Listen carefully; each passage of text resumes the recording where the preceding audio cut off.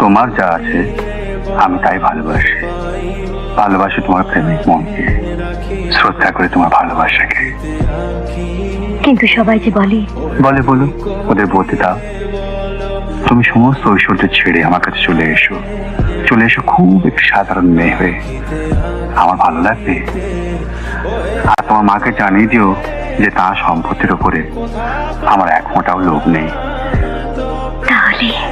তাহলে তাহলে আজ থেকে 5 দিন পরে আসছে সপ্তাহ সোমবারে রাত্রি 8টার সময় হিন্দু মন্দিরে আমাদের বিয়ে হবে।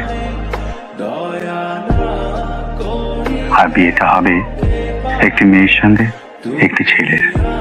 কোন রাজকন্যার বিয়ে নয়, সম্মানিত বোনের ভাইয়ের বিয়ে নয়। আর সেদিন তুমি আমার কাছে আসবে ঠিক এমনি নিঃসঙ্গ হয়ে, এমনি আবেগ চঞ্চল মন নিয়ে।